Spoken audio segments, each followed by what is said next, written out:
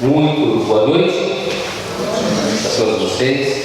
É uma satisfação estar aqui novamente para os nossos estudos espíritas dessa noite. Que Jesus os abençoe, os ilumine e nos dê uma boa oportunidade de aprendizado hoje. Separei um tema para conversarmos sobre obsessão e doença.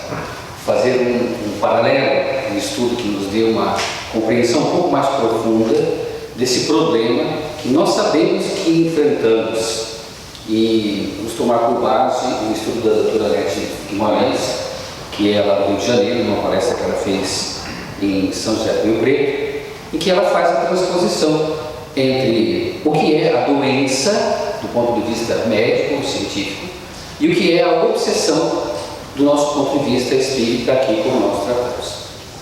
Bom, começando o nosso estudo, nós somos espíritas, nós estamos aqui tendo por base a doutrina espírita e somos uma filosofia espiritualista. Isso significa que nós levamos em consideração algo além da matéria na nossa existência. Isso é o contrário do materialismo. O materialista é aquele que não acredita em algo além da matéria, que a nossa mente é fruto apenas das relações orgânicas que nós temos. O espiritualista é aquele que acredita numa alma, algo superior, inclusive que sobrevive à nossa vida material. É isso que nos caracteriza. E no espiritismo isso é mais interessante porque nós podemos provar, até pelo método científico, através da mediunidade principalmente, da comunicação, nós conseguimos a prova que precisamos, que não basta, que nos basta, apesar de não bastar ainda o suficiente para o meio científico, nós encontramos a prova disso que nós estudamos aqui. Essa consequência espiritualista, ou a consequência dessa realidade espiritualista em nossa vida, é que o ser que existe em nós, o ser pensante que existe em nós, sobrevive à morte material e continua existindo num plano diferente do nosso material, numa vibração diferente da nossa, no que nós chamamos de plano espiritual. E lá desse plano espiritual ele continua tendo interações, ele continua existindo, ele continua com uma consciência ativa, nos moldes e nos parâmetros muito parecidos com o que nós temos nessa nossa vida de encarnado, nessa nossa vida de relação. Então isso é a base do nosso pensamento. Quando a gente transpõe, ou quando a gente vai fazer essa comparação com a obsessão, com a doença e a obsessão, nós temos os nossos parâmetros aqui. Quando a gente fala em obsessão aqui no Espiritismo, a gente sabe que ela acontece num processo, que ela não se instala de uma vez em um indivíduo, que ela é a interferência negativa que o indivíduo desencarnado, o espírito desencarnado, consegue exercer sobre o espírito encarnado. Então é o atrapalho que existe de um ser desencarnado sobre um encarnado. Essa é a nossa definição. Na verdade, a obsessão ela pode acontecer de outros meios também. Ela pode acontecer de um indivíduo desencarnado para outro também desencarnado. Ela pode acontecer de alguém que está aqui vivo entre nós sobre outro que está lá desencarnado. Ela pode acontecer dessas várias vias. Mas quando a gente fala de obsessão, o termo a nós designa a interferência de um desencarnado sobre o encarnado. E é isso que nós damos atenção. Ela começa com uma simples influenciação causada pela sintonia que nós podemos oferecer ao indivíduo. Depois ela passa para uma fase mais aguda, uma fase mais complicada de fascinação, em que ela interfere bastante na vida do sujeito. E depois a subjugação, em que ela passa praticamente a controlá-lo e exercer aí um processo de vingança, conforme seja o objetivo desse espírito desencarnado. E, enfim, isso é o que nós chamamos de obsessão. Tem um tratamento na casa espírita, né? Nós tratamos dando assistência, auxílio, esclarecimento, primeiro ao espírito desencarnado e ao encarnado para tirá-lo daquela sintonia. Bom, quem já estudou um pouquinho do Espiritismo sobre a obsessão, é isso que nós entendemos como obsessão. É real, é perigoso, né? Afeta muito a nossa vida, tem uma razão de ser, tem um motivo para acontecer, e é isso que nós entendemos num resumo bastante simples do que é a obsessão na casa do ponto de vista do Espiritismo. Quando a gente fala de doença, já tem toda uma visão científica a respeito do assunto. Então tem todo um estudo apropriado para se entender o que é uma doença. Né? O que é doença? Então nós vamos fazer a transposição da obsessão.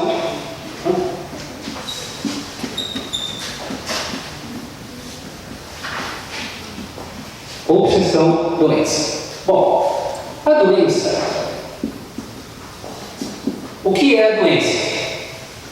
A Organização Mundial da Saúde, lá em 1948, definiu que é um estado de harmonia, um estado de bem-estar físico, social e mental das pessoas. Mais recentemente, acrescentou o aspecto espiritual. Isso foi em 1991, numa convenção que foi feita em Veneza, definiu que é um estado de bem-estar físico, social, mental e espiritual. Não apenas a ausência de doença. Não é só a ausência de uma doença que faz o indivíduo saudável.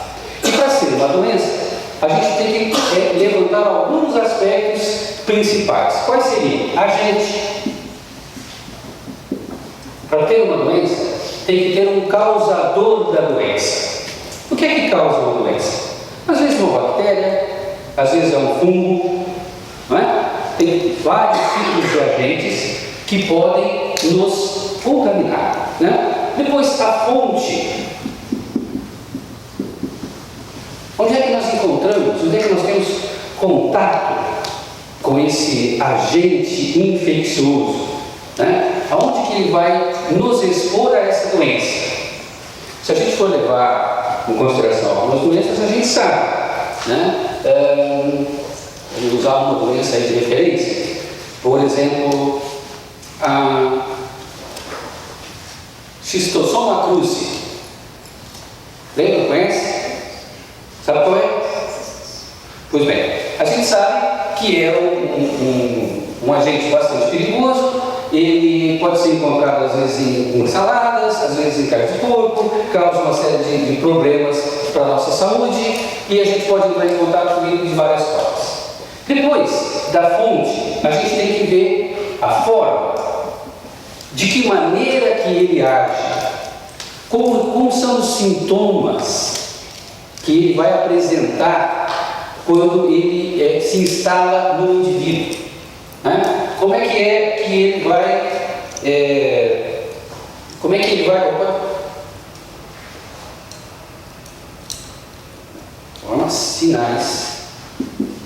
sinais, deixa eu escrever aqui, senão eu me perco depois, pessoal.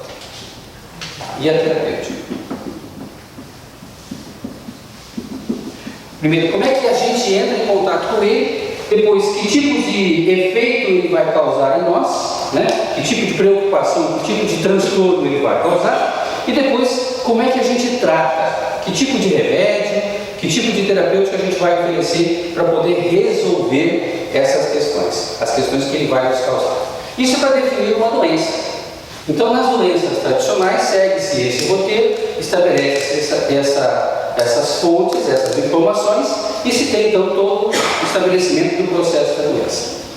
Quando a gente fala de obsessão, é mais ou menos aquilo que nós conversamos. Eu passei agora rapidamente o que é a nossa obsessão, a obsessão pelo ponto de vista espírita. Quando a gente fala da doença, do ponto de vista científico, que tem a relação com a obsessão, nós estamos falando de uma doença do tipo mental, de transtornos que tiram o indivíduo do contato com a realidade e incapacitam a vivência social. Impede o indivíduo de ter uma boa convivência com a sua família, com seus amigos, com o ambiente de trabalho, tira o indivíduo da sua fase produtiva e, portanto, atrapalha demasiadamente a sua vida. E na doença mental, nós vemos as classificações em transtornos. nós temos basicamente 3 tipos de transtornos. Quais são? Emocional, o transtorno mental e o transtorno comportamental. É isso que a gente observa nas doenças mentais. E todas elas também obedecem esse tipo de critério, com a grande característica que a doença mental, do ponto de vista científico, ela tem uma característica endógena, que significa que a fonte ou a origem do problema é na própria pessoa. É ela mesma que se torna triste. O que caracteriza aqui o transtorno emocional é a tristeza. O indivíduo vai ficando triste. Não sabe o motivo, não sabe a razão, ou às vezes sabe o motivo, sabe a razão, mas ele vai se isolando, ele vai ficando mais perdido em si mesmo, ele vai se separando dos seus amigos, ele vai entrando naquilo que nós conhecemos tradicionalmente como depressão, e isso pode elevar-se em graus bastante altos. No transtorno mental, a característica principal é uma grande confusão. Uma grande confusão. É que você não conhece? Desculpe. É que aqui não tem cobertura ortográfica, né? A técnica não está funcionando. A grande confusão. O indivíduo não pensa direito. Ele começa a perder memória, ele começa a confundir as coisas, ele começa a ficar irritado, o seu humor se perde, essa irritabilidade causa alguma agressividade e ele vai ficando descontente consigo mesmo. Não é só aquela fase da tristeza que o isolava, agora ele não consegue entender bem o mundo em que ele está. Confusão é diferente de tristeza, às vezes é uma fase posterior dessa tristeza. E depois, o transtorno comportamental, que o que caracteriza é o desequilíbrio.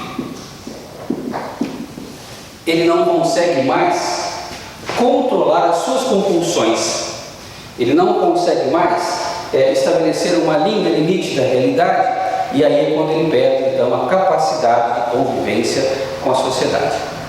Ele não consegue mais controlar o seu comportamento, ele faz coisas que ninguém pode entender, que ninguém sabe porquê e nem ele mesmo. E aí então, normalmente tem que ser recolhido, tem que ser tratado com medicações fortes, o período de tratamento é longo, enfim, esse é o quadro das doenças mentais que a gente pode encontrar. Então isso é doença do ponto de vista científico, ok? Muito bem. E a obsessão? Como é que acontece a obsessão? E que tipo de relação a gente encontra nesses quadros que a gente vê aqui? Não é muito difícil de a gente entender. Veja, o agente da doença obsessão, qual seria? Qual seria o agente da obsessão? É o espírito, É o espírito obsessor. É um espírito que, basicamente, por 2 razões, ele vai tentar exercer uma influência negativa sobre a pessoa. Basicamente, de 2 formas, que é o seguinte: a gente pode ter uma obsessão do tipo parasitária ou do tipo, vamos chamar de kármica, a gente vai explicar. Na obsessão parasitária, um espírito se aproxima de uma vítima, de uma pessoa que ele vai infectar, considerando a doença como agente do espírito, para poder absorver delas certas sensações, pela sintonia que vai se estabelecer. Sensações, sim, no parasitismo é atrás das sensações que o espírito está buscando. Ele não consegue mais ter as mesmas sensações que ele tinha quando estava encarnado, porque as sensações físicas é característica de quem está encarnado. Quem está desencarnado não tem esse corpo físico que nós temos. Aí nós temos aquela explicação toda do perispírito, logo no livro dos Espíritos nos dá todo esse esclarecimento. né? Nós temos o nosso ser espiritual, o perispírito e o corpo físico. O desencarnado tem o seu perispírito, que é o veículo de manifestação da sua vontade, do seu pensamento. E ele então, se esse espírito tiver bastante apego, principalmente vícios ligados às sensações terrestres, estas sensações, esses desejos, continuarão com ele no plano espiritual. E ele vai ter um desejo enorme de saciá-los. E não vai conseguir saciá-los no nível das sensações como nós temos na carne, no corpo físico. Ele pode ter a imaginação, mas ele não vai ter a sensação. Para muitos espíritos que estão em estado de desequilíbrio, isso é um motivo de grande sofrimento, ao ponto de ele procurar se aproximar de um indivíduo encarnado para compartilhar dele e roubar dele essas sensações que dão um certo alívio para ele que está desequilibrado lá no plano espiritual. Então, o agente da doença ou a obsessão passa a ser uma doença de característica exógena, externa e não mais interna. Então é um outro espírito que vai causar esse problema todo que a gente vai estar observando na obsessão. Bom, esse é o agente, a fonte, o lugar, a maneira como nós vamos nos contaminar. Qual seria? A sintonia que nós oferecemos a esse espírito. Como assim sintonia? É a similaridade do nosso pensamento e do nosso vício com aquilo que o espírito está buscando. Sim, exatamente.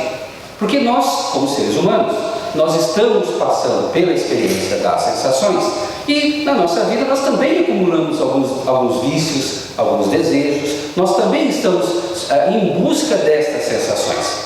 E esses espíritos desequilibrados, qualquer que seja o nível de desequilíbrio que eles tenham, quando encontram um indivíduo que oferece a sensação que ele precisa, o pensamento sintonizado com o dele, ele se aproxima do indivíduo e nessa aproximação ele vai levar também a influência do seu pensamento desequilibrado, né? Essa fonte será o ambiente que nós estamos frequentando, o tipo de pensamento que nós estamos alimentando, o nosso próprio padrão de pensamento, porque como nós também somos espíritos, nós também temos a nossa independência, e quando nós nos viciamos pela nossa própria opção. Nós, aliás, nem precisamos de um espírito, de um outro espírito do nosso lado para nos viciar, para nos colocar em comportamentos indevidos que nos fazem mal, que nos deixam apegados demais a essas sensações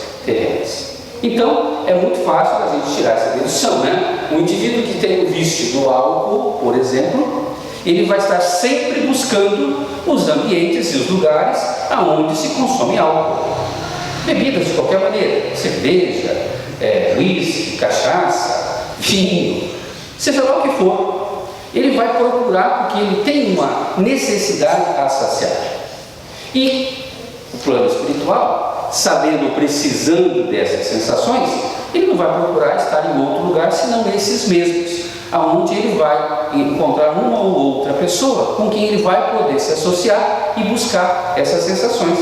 Então a forma, são diversas formas que a gente pode encontrar dos nossos vícios. Consumo de drogas, qualquer tipo de drogas psicotrópicas, qualquer tipo de bebida alcoólica, qualquer tipo de comportamento vicioso, como por exemplo a sexualidade, como a ganância, tudo isso são motivos para o processo obsessivo, que vai nos expor ao agente contaminador que é o espírito. Bom, a forma, a maneira como ela vai atuar em nós, de que forma que essa obsessão vai nos atacar, é essa aqui.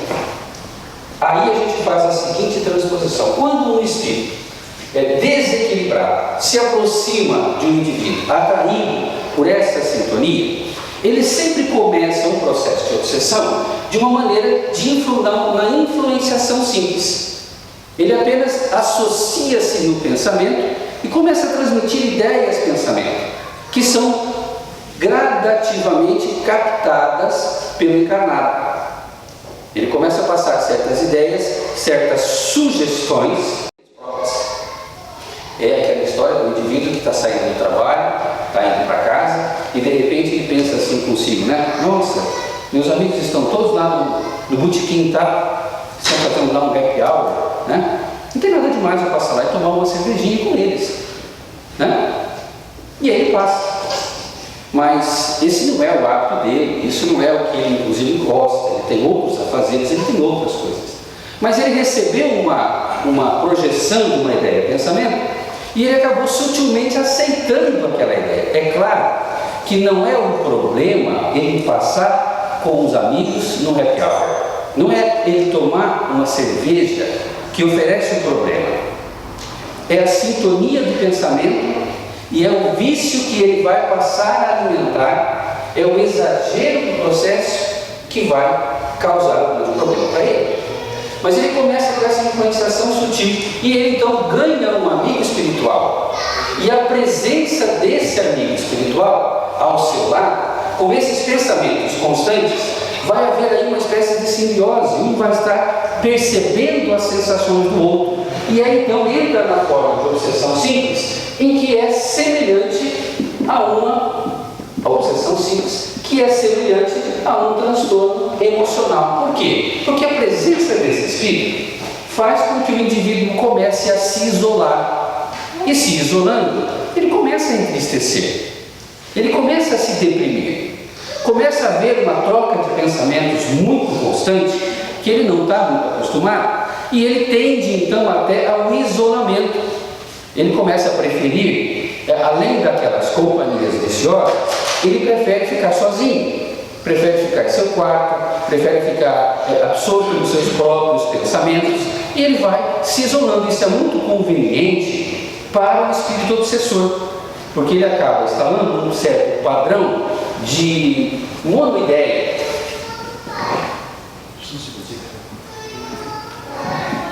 Monoideia. Está escrevendo, mas dá para a gente entender. Começa a ter uma ideia predominante no indivíduo. E se ele não estiver em contato com outras pessoas, melhor para o obsessor, porque ele faz as suas ideias prevalecerem. Se ele se encontra com muita gente, muitos poderiam alertá-lo e ele despertar. Como assim despertar? Sim, despertar. O próprio indivíduo pode perceber que ele está num caminho incoerente para com ele mesmo. Porque todos nós temos as nossas defesas, porque contra os agentes infecciosos, o nosso organismo também tem as suas defesas, né? As nossas defesas biológicas, elas atuam quando um agente invasor está no nosso corpo. No caso da influência, é a nossa mente, a nossa consciência, o nosso conceito de certo ou errado, a nossa índole moral, que nos dá os nossos limites. Todos nós temos as nossas defesas psíquicas, uns mais, outros menos. Com a maturidade, isso vai inclusive melhorando o nosso potencial de defesa. E nós podemos inclusive perceber os nossos próprios pensamentos e pôr o nosso limite. Epa, daqui para frente não. Por mais que a vontade aconteça, a gente pode pôr um limite. Nós temos o nosso livre-arbítrio e a nossa consciência age constantemente nos dizendo o que é certo, o que é errado, o que eu posso, o que eu não posso fazer. Quando o obsessor começa a atuar no indivíduo, ele o leva a isolar-se para que essas ideias contaminadoras prevaleçam no indivíduo. Então ele vai passar a ter quase praticamente os mesmos sintomas dos transtornos emocionais, que vêm com o isolamento, a tristeza, uma certa depressão, uma incompreensão do meio em que ele está vivendo, pela influência que esse espírito está exercendo. Bom, um pouco mais aprofundado, quando esse espírito começa a ter a exercer com um pouco mais de força, podemos dizer assim, quando ele consegue conquistar a consciência desse indivíduo, a mistura da consciência dele com o obsediado, do obsessor com o obsediado, já é maior. E aí começa a acontecer aqui a fascinação. Segunda fase no processo de obsessão. Nessa fascinação, ele também vai causar confusão por conta da interferência desse pensamento. E aí vai ter praticamente as mesmas coisas. Na fascinação, o indivíduo já perde a sua capacidade de perceber a realidade das coisas. Ele já começa a perder certas capacidades, até intelectuais, porque ele começa a pensar demasiadamente, com a influência do vício, com a energia negativa que o espírito está exercendo sobre ele. E aí então, os sintomas seriam o quê? Muito esquecimento, a irritabilidade se transforma, aquela falta de humor, ela se transforma em agressividade, ele começa a tratar mal as pessoas, ele começa a ter lapsos de consciência, né? Ele começa a ter certas manifestações que aí nós entendemos, não são dele, são oriundas quase que totalmente do espírito que está influenciando ele, fala coisas desconexas, né? E começa a entrar em atrito com todo o ambiente de trabalho, com todo o ambiente de convivência dele. Obrigado. Então, além dessa monoideia,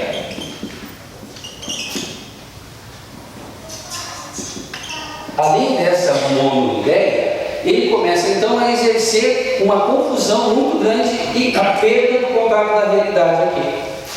Esse é o processo da fascinação. Não é mais aquela simples presença, aquela simples transmissão de pensamento. É uma influência muito mais aprofundada. E a terceira fase do processo é a subjugação.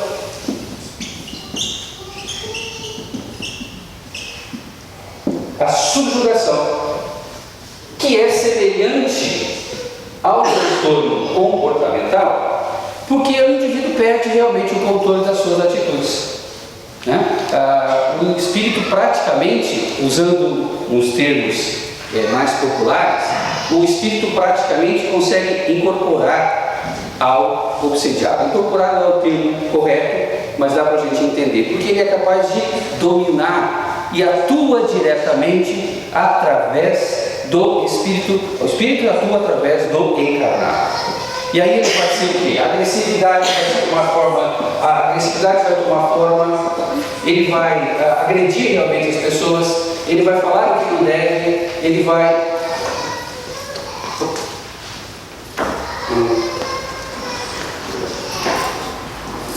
falar o que não deve, ele vai ter comportamentos totalmente estranhos. Aqui é aquele caso dos indivíduos que de repente a gente encontra morando na rua, né? É a caso que a gente encontra falando sozinho, ele está fazendo gestos e comportamentos como se ele estivesse operando alguma coisa, fazendo alguma coisa no vazio, do nada. É aquele indivíduo que você encontra conversando com o poste ou com a árvore na rua, né? Ele não está mais preocupado com o que ele vai comer, ele não está preocupado com tomar banho, ele perde praticamente a sua razão, pelo domínio que esse espírito é capaz de exercer. Se houver ainda mediunidade, nós sabemos que isso pode ir muito além, porque ele pode até controlar certas partes do sistema nervoso e atuar e falar através, o espírito falar, o desencarnado falar através daquele que está encarnado. E aí perdido. Imagine a situação do indivíduo quando chega nessa fase. Perde totalmente a capacidade de se relacionar com família, com trabalho, não consegue mais ter amigos, desenvolve uma paranoia intensa, um medo intenso de tudo, não compreende mais o que está acontecendo com si mesmo e despersonaliza. Ele chega até a não entender mais quem ele próprio é. Isso é o que nós conhecemos como obsessão na casa espírita. Vejam, depois a gente tem a terapêutica, né? Esses são os sinais. E como é que a gente trata, como é que a gente resolve o problema da obsessão? Na casa espírita, a gente tem aqueles métodos que eu comentei. A gente tem que doutrinar, a gente tem que aliviar a interferência que o espírito está fazendo sobre o encarnado, para poder dar a ele um pouco mais de liberdade e doutrinar também para que ele recupere a sua consciência. Processo longo, processo difícil, nem sempre eficiente, Então vejam, é uma doença. Obsessão é uma doença. E como tal, nós devemos tratá-la, como tal, nós devemos considerá-la. Então, a gente entendendo esse processo, a gente pode lidar com o assunto de uma forma mais eficiente e sem discriminações. Claro, como se trata de casa espírita, nós já conhecemos esse processo e não há discriminação. Tanto que, como eu comentei no início, a gente trata do obsessor da mesma forma como a gente trata do encarnado. A gente tenta conscientizar ambos para que eles possam buscar os seus caminhos, para que possam se libertar do desequilíbrio que ambos estão se manifestando. E veja, tem alguns outros aspectos que são importantes aqui. Tá? Nós falamos aqui da forma de trabalho, nós falamos da forma de atuação e da fonte de contaminação. Tem um aspecto interessante que a gente deve destacar. O contágio, a gente diz que se dá por sintonia. Claro, os nossos pensamentos entram em similaridade com o pensamento de um obsessor qualquer. Mas nós temos as nossas defesas psíquicas. Então nós podemos, pela nossa consciência, estabelecer um limite. E apesar de expostos, a gente não se deixar contaminar. Então, apesar de a gente frequentar lugares cheios de obsessores, né, quais sejam o barzinho da esquina, né, quais sejam a boca de fumo, né, aonde vão lá comprar as drogas, as pessoas têm as suas defesas psíquicas. Mas assim como algumas doenças, em que o portador não manifesta os sintomas, mas ele é um agente contaminador, ele é portador, ele pode contaminar, a gente também deve levar em consideração que a obsessão também pode atuar dessa forma. Como? Por quê? Veja, o indivíduo de repente se permitiu um exagero qualquer da vida, né? E foi num desses lugares de excessos, bebeu demais, se divertiu, né? Como a gente pode costumar dizer, né? E assim se expôs a uma companhia obsessora. E naquele momento em que ele estava ali, a sintonia estava boa. Mas chega a hora de ir para casa, né? Vamos pensar numa pessoa já de madura, né? Com a sua família, em casa, seus filhos, esposa. E aí ele fica naquele momento com os amigos, ou num jantar de negócios, essas coisas todas.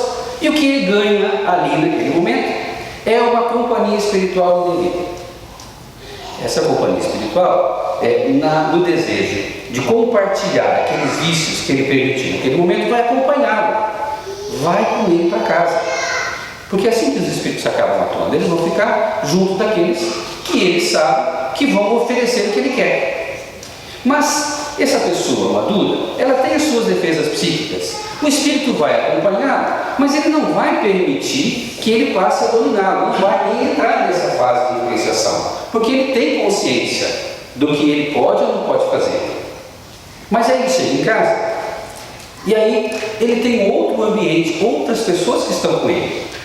E de repente, uma dessas pessoas que estão ali com ele é um adolescente, naquela fase de 16 para 17 anos de idade, começando a descobrir a vida, começando a entrar naquele antagonismo natural com os pais, começando a querer a sua liberdade própria. E aí aquele indivíduo não vai dar atenção ao espírito obsessor, mas o espírito obsessor vai encontrar ali alguém que está assim, bem predisposto e com muito menos defesas aonde ele possa se encostar. E aí ele acabou se transformando num agente de contaminação, porque levou o espírito para casa. Nossa, mas isso acontece desse jeito mesmo? Gente, claro que pode acontecer. O que o espírito quer é uma mente fraca o bastante, sem defesas psíquicas, para ele poder, sem defesas pessoais, né, nesse aspecto, para ele poder exercer a sua influência e buscar o que ele deseja. Então ele pode sim levar para casa um obsessor que vai acabar influenciando aquele outro indivíduo, seu filho, né, ou algum colega de trabalho com quem esse espírito vai se ligar e entrar nesse mesmo processo. Quando a gente está com um pouco mais de maturidade, quando a gente tem um pouco mais de consciência, a gente consegue isso, a gente consegue se livrar. porque isso é no nosso campo mental individual. Mas quando a gente está nas fases mais jovens, isso é muito mais difícil, muito mais difícil. Então o processo de contaminação existe e, mais uma vez, a obsessão está bastante similar com a doença. Nós falamos da obsessão por parasitismo e também temos a obsessão por comprometimento. Quando esse espírito tem algum problema conosco, né, obsessão kármica, ele tem algum problema conosco e ele deseja de alguma maneira se vingar da gente. Ele quer se vingar para poder se ver justiçado em relação àquilo que a gente possa ter feito a ele em outras existências. Outra consequência da nossa filosofia espiritualista. A gente sabe desse intercâmbio, dessa inter-relação que existe entre as nossas vidas. E esse espírito vai nos localizar e vai desejar a nossa falência, o nosso fracasso. E o recurso que ele vai se utilizar será esse mesmo, a sintonia que nós vamos oferecer a ele. E esse tipo de atrapalho que vai nos levar à falência moral, que vai nos levar ao fracasso geral. E se ele não conseguir fazer isso através de nós diretamente, ele pode tentar através de alguém que não seja caro. Pode. Se ele encontrar alguém que tenha as mesmas tendências, as mesmas fraquezas, que oferece a ele essas condições, ele pode sim exercer esse mesmo processo de obsessão. Então vejam como é bastante complicado para nós entendermos, para nós lidarmos com o assunto. É complicado quando a gente não tem essa consciência, quando a gente não entende os processos espirituais e quando a gente não se aplica, não se esforça em buscar o nosso aprimoramento, principalmente no aspecto espiritual, filosófico, que nos dê uma boa linha de conduta. Então, se a gente se permite, a gente adoece do espírito. Bom, na terapêutica, a gente tem os tratamentos psicológicos, os tratamentos psiquiátricos, quando se trata de uma doença endógena, quando é uma doença do próprio indivíduo, porque não se descarta essa possibilidade. Veja, os problemas podem acontecer por origem do próprio espírito. E temos o tratamento espiritual quando a gente tem a origem exógena, que é um espírito obsessor, mas já falando e tratando a tudo como se fosse uma doença, né? De qualquer maneira, como é que a gente lida e qual é a base para tudo isso? Nos estudos que nós fazemos na Casa Espírita, traduzindo isso para a nossa linguagem, a gente tem algo que é bastante objetivo para a gente entender esse processo, que é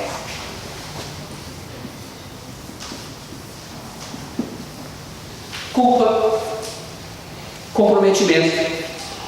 Entendendo a culpa nesse caso, a predisposição que nós oferecemos para esse processo. Quando se liga um obsessor a um obsediado, a gente pode entender que o obsessor tem as suas intenções pelo seu desequilíbrio, portanto ele tem a sua culpa. E o obsediado tem as suas tendências e tem a sintonia que ele ofereceu, o desejo que ele traz em si. A falta de preparo, ou o despreparo dele, para a evolução que se espera na vida, para esse aprimoramento, para essa defesa que nós estamos comentando em relação ao processo de obsessão. O que faz dele também culpado, porque ele foi convencido ou ele foi influenciado, mas ele permitiu, então também é culpado. No processo de obsessão existem duas vítimas, mas existem também dois culpados, não existe inocente, porque um está no seu desequilíbrio, está buscando no outro e transferindo para o outro o seu desequilíbrio, e o outro está permitindo. Não existe inocente. E para nós que lidamos com as coisas nos dias de hoje, não é muito fácil a gente entender esse processo. Nós estamos sempre procurando culpados e sempre estamos querendo punir o culpado. Nós não estamos procurando amar o culpado, né? Nós temos amor para a vítima. Normalmente é assim, o que não ajuda, o que não melhora o processo de tratamento. E aí a grande busca que nós precisamos constantemente ter na nossa vida de relações normais, a consciência do motivo pelo qual nós estamos aqui, portanto, a filosofia espiritualista é uma das grandes maneiras de a gente combater esse tipo de processo. Tem formas da gente lidar com isso? Tem, claro que tem. Claro, como toda doença, ela vai ter lá uma terapêutica, uma forma de tratamento. A primeira e principal é a gente procurar não se expor à contaminação. De que maneira? Pelo autocontrole, pelo crescimento espiritual, pela melhor elaboração dos nossos conceitos éticos da vida. E aí nós estamos falando também, é claro, da religiosidade que está implicada na espiritualidade, ou no espiritualismo, em a gente compreender quais são os objetivos da nossa vida e dar atenção a eles. Quando a gente se liga em objetivos maiores, em objetivos superiores, a nossa tendência é deixar de lado os vícios. A nossa tendência é nos ligar em coisas mais sublimes, em coisas mais nobres, mais elevadas. E aí nós não damos espaço para a influência de seres desequilibrados, porque eles não vão encontrar em nós a saciedade com os seus vícios e os seus desequilíbrios.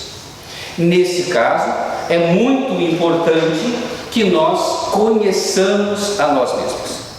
Quem conhece a si mesmo, quem sabe dos seus limites, vai poder coordenar muito melhor a sua vida para poder evitar esse tipo de influenciação.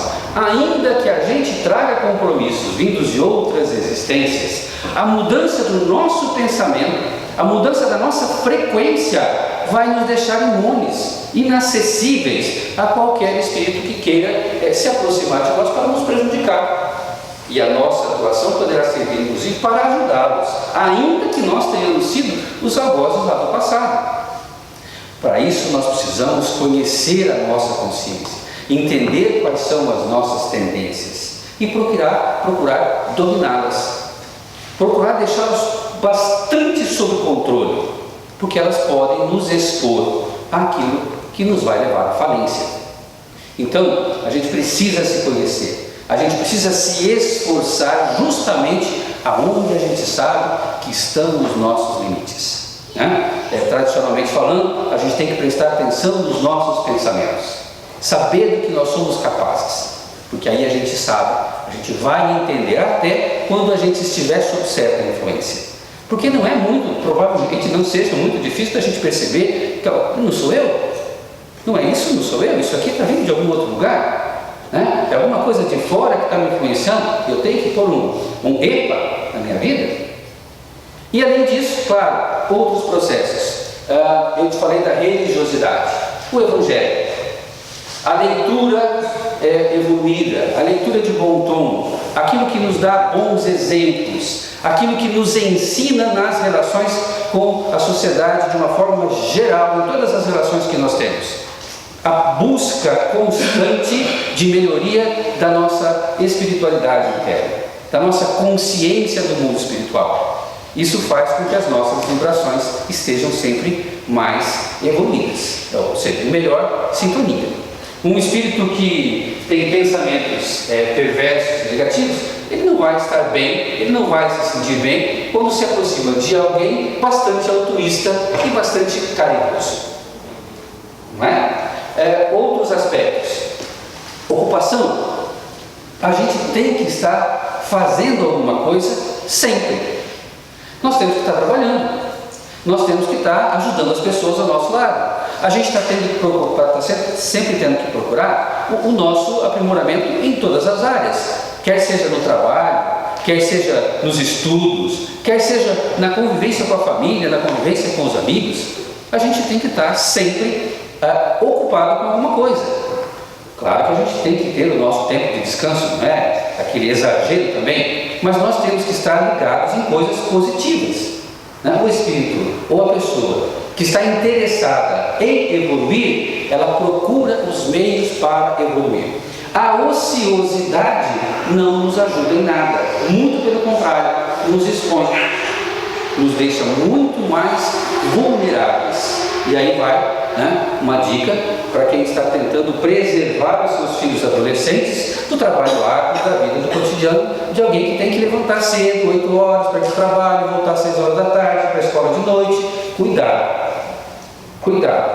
Tem que conhecer bem a tendência do filho, conhecer bem a sua índole, entender como vai conduzir a sua educação, porque, ditado antigo, né? Mente desocupada, oficina do capeta. A gente tem que estar sempre fazendo alguma coisa, não é? E assim, quando se entra quando se conhece o processo da obsessão, a gente sabe que o melhor jeito de resolver é a casa espírita, é o centro espírita. Porque aqui nós vamos ter uma equipe de trabalho que está acostumada a lidar com o plano espiritual dos dois aspectos: a amizade, a convivência com espíritos mentores, que estão preocupados em nos ajudar, que conseguem intervir positivamente com os indivíduos que estão desequilibrados. Eles é que fazem o trabalho de resgate do espírito desencarnado que esteja atrapalhando alguém. E a convivência também com os espíritos desequilibrados, através da mediunidade. Aqueles espíritos mais desequilibrados, aqueles mais profundamente comprometidos, que muitas vezes nem percebem que já desencarnaram. Esses precisam da ajuda da mediunidade. Eles vão se comunicar através de um médium, onde vão conversar com alguém mais ou menos do mesmo nível em que ele está, porque ele estava no nível físico e não se percebeu ainda que saiu do nível físico. Quando ele é ligado novamente a um outro corpo, que não é o dele, ele percebe a sua situação.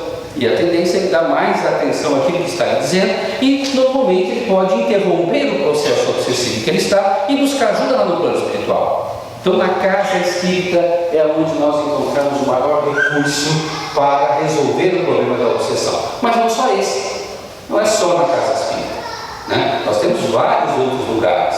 Não posso deixar de dizer, se o indivíduo se ligar numa religião, ele pode se resgatar, porque o que se encontra nas religiões, por mais viciadas, por mais mistificadas que elas estejam, é a proposta cristã, é a proposta da melhoria íntima. E se o indivíduo realmente se aperceber, mesmo que ele esteja bastante comprometido, ele pode encontrar ali também a ajuda que ele precisa para se reequilibrar, quando ele vai ter bons incentivos, bons exemplos para ele poder se apegar novamente e substituir a influência que ele tinha perniciosa pela boa influência cristã, né? Muitas pessoas conseguem fazer isso com a ajuda de outras pessoas, com a ajuda de amigos, com a ajuda de terapia, mas é claro, estou dizendo aqui, o ambiente ideal é a casa espírita, tanto para o desencarnado quanto para o encarnado. Bem, a obsessão é uma realidade da nossa vida. Nós temos lidado com ela desde sempre, não é de agora. Hoje em dia, nós estamos em melhor condições de reconhecê-la. Como é que a gente vai reconhecer isso? Bom, principalmente pela conversa, pela palavra, pela maneira como o indivíduo expressa o que está na sua consciência. Quando ele começa a conversar com alguém, a gente já pode perceber se ele está equilibrado ou desequilibrado. Hoje a gente já pode entender muito bem esse processo. Na casa espírita, nós trabalhamos em diversos momentos para resgatar o espírito desencarnado do sofrimento em que ele se encontra. Quando se consegue atender esse espírito desencarnado, o que acontece é que diretamente ou imediatamente o espírito encarnado fica livre daquela influência, mas ele ainda está sob a influência do que ele aprendeu e do que ele passou durante o processo que ele estava sentindo da obsessão. E não raramente, se ele não se prepara, se ele não se esforça em recobrar a sua própria consciência, a sua própria dualidade, é ele mais uma vez se expor a um outro processo de obsessão. Não é só vindo na casa espírita uma vez por semana, né, e ouvindo o Evangelho uma vez por semana e tomando um passe que fortalece as nossas energias pessoais, que a gente vai poder estar sempre livre do processo da obsessão.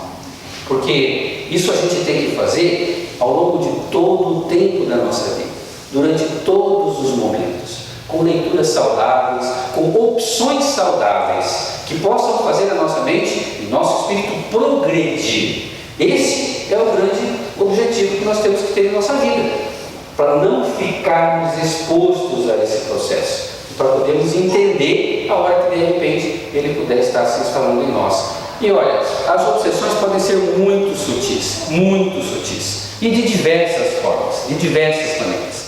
Não pensem que nós espíritas também não estejamos sujeitos a processos obsessivos, porque, claro, podem nos pegar de diversas formas, até pela nossa vaidade, e a vaidade pode se manifestar em todos os ambientes da nossa vida.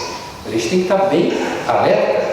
Então, sabendo disso, não se amedrontando pela caracterização da obsessão como uma doença, mas estando alerta para a possibilidade de acontecer conosco ou com alguém que está perto de nós, a gente então tem que se ligar bastante no Evangelho, a gente tem que se ligar bastante nos trabalhos produtivos e nobres que a nossa sociedade, a nossa vida já nos oferece, e estabelecer então uma barreira que nos faça crescer, que nos faça ajudar as pessoas que estão aqui nessa convivência, esse mundo em que nós estamos aqui para evoluir. Nós temos que estabelecer uma boa relação para poder conduzir a nossa vida com bastante progresso. Que Jesus nos abençoe, nos ilumine e nos dê bastante consciência de tudo isso. Obrigado.